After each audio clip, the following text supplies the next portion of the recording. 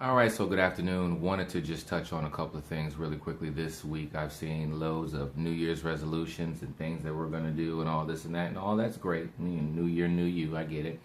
And so what I wanted to do is kind of just share, and this is actually going to be the first of a three-part series of hopefully something that's going to help those of you who are wanting to move into relationships, those of you who want to move into, getting married, those of you who want to just kind of do something differently so you can lead yourself down a path of being with a mate. And I'm going to focus on three parts, single, married, and divorced, all right? And so for the first up, it's going to be for the people who are single. And single, unmarried, same category, right? Dating, whatever, same category. All right. So I want to share something with you, and it's actually not going to be too deep. And I think that one of the things that happens when we, as humans, when we want to do something different, we think that it's got to be some old big plan or whatever case may be, right? And actually, a lot of times the solutions are simple. It's us that's difficult. All right. And so what do I mean? I mean three tips I just want to share with my unmarried folks. All right. Focus on your mind, body, and soul. And you got to take this thing slow. Don't just jump right into it, okay? Because that's a lot of times when people have New Year resolutions, they start out the first week, doing whatever, right? And by like the second or third week, they're done, okay? And the reason why is because, you're a creature of habit. So as I'm sharing this information with you, I want you to take it slowly and do it slowly. I don't want you to think that you have to do it all at one time. So the first one is actually going to be on mind, right? All right, so just really quickly, let me ask you a question. What are you reading? All right, what seminars are you attending? What are you doing to transition your mind from where it was to where it needs to go? Okay, and the reason why that I say that that's important is that you're trying to go somewhere. All right, you cannot coach yourself to that situation. All right, you need to be speaking to somebody else. You need to have a mentor. You need to be reading something. You need to be doing something differently from a mental perspective in order to transition you and prepare you and help you attract, all right, that person towards you. So right now, unfortunately, you keep attracting who you are. And I know a lot of times, based upon whatever your situation is, you're like, okay, no, it was that person's fault and that person's fault. That all makes sense. But at the end of the day, who's the common denominator in all of your relationships? It's you. So in order for us to transition into doing something differently, I want you to, step one is to focus on your mind, all right? And start pouring things into your mind that are different than what you've been doing thus far. Let's try to do something different moving forward, okay? The next thing is going to be on our body, all right? There's a book called Outwitting the Devil. I think outside of the Bible, it's like really, literally like the best book I've ever read.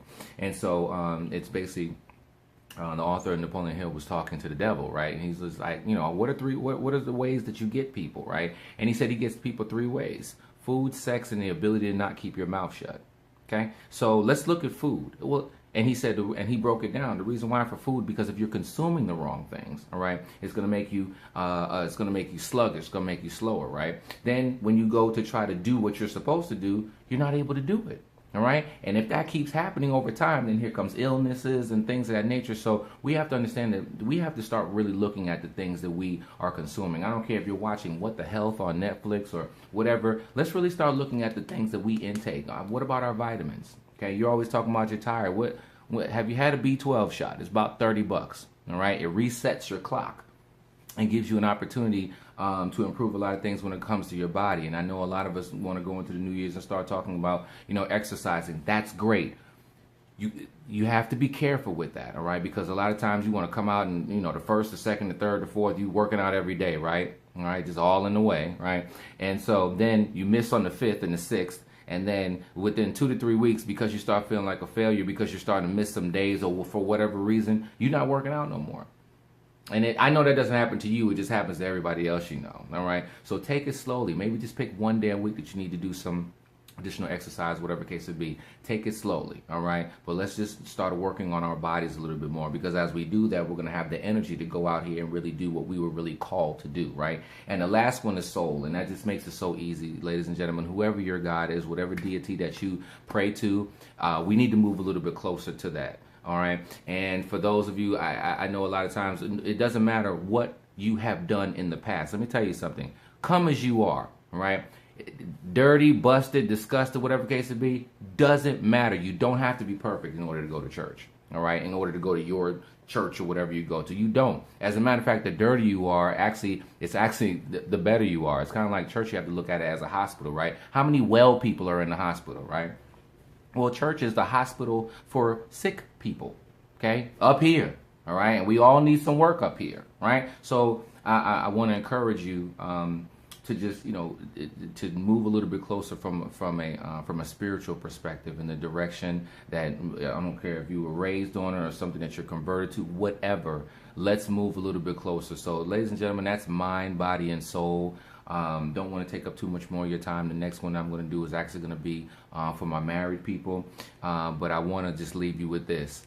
With all three of those things, mind, body, and soul, get yourself a mentor that's different in each one of those. That's going to help you from an accountability perspective, all right? If you want to move towards having a mate, if you want to move towards marriage, let's do what it takes to get there. And that's going to come with focusing on our mind, body, and soul, but then also having somebody that can hold us accountable, somebody that's a little bit more educated than us in these respective areas, okay? So get yourself a mentor. Let's work on our mind, body, and soul. I look forward to your 2018 and the success stories for those of you that are single and moving into the marriage category, all right? So the next step, we'll talk soon to my married people. Take care.